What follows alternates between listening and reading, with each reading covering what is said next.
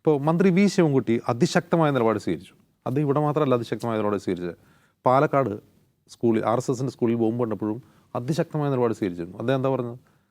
ആ സ്കൂളിൻ്റെ NOC ഞാൻ റദ്ദാക്കും, ആ DDയുടെ റിപ്പോർട്ട് വരട്ടെ. അത് പറഞ്ഞിട്ട് ഇപ്പോൾ 2 മാസമായി. ആ സ്കൂൾ ഇപ്പോഴും അവിടെ പ്രവർത്തിക്കുന്നുണ്ട്. അതിലെന്തെങ്കിലും ആ കേസിൽ എന്തെങ്കിലും മുന്നോട്ട് പോയോ? ആ സ്കൂളിൻ്റെ NOC മന്ത്രി വി ശിവൻകുട്ടി റദ്ദാക്കിയോ? അപ്പോൾ ഇതൊരു തെരഞ്ഞെടുപ്പ് കാലമാണ്. 2 മാസം കഴിഞ്ഞാൽ പഞ്ചായത്ത് തെരഞ്ഞെടുപ്പാണ്. ഈ സമയത്ത് രാഷ്ട്രീയ പാർട്ടികൾ പറയുന്നതിന് ആ പറയുന്ന വാക്കുകളുടെ അർത്ഥമല്ല ഉള്ളത്, അതിന് രാഷ്ട്രീയമായ ഒരുപാട് അർത്ഥങ്ങളുണ്ട്. അവർക്ക് വോട്ട് വേണം.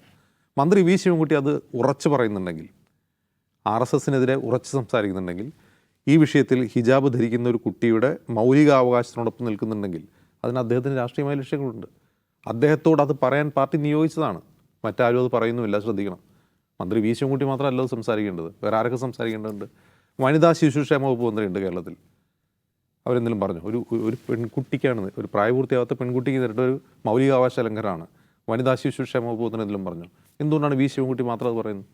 അപ്പോൾ മന്ത്രി വി ശിവൻകുട്ടി കൊടുത്തിട്ടുള്ള മാൻഡേറ്റാണ് ഇതിങ്ങനെ പറയുക, RSSനെതിരെ സംസാരിക്കുക, ഇത്തരം ന്യൂനപക്ഷങ്ങളുടെ മൗലികാവകാശ ലംഘനങ്ങളിൽ ആഞ്ഞടിച്ചേക്കുക, എന്നിട്ട് എന്തെങ്കിലും ചെയ്തോ? ആഫ്റ്റർ ഓൾ എന്താ സംഭവിച്ചത്? ഒന്നും നടന്നിട്ടില്ല. മന്ത്രി ഇന്നും പറഞ്ഞത് എന്താണ്? അല്ല, അത് എൻ്റെ നിലപാട് അത് തന്നെയാണ്, പിന്നെ പ്രശ്നം തീരട്ടെ.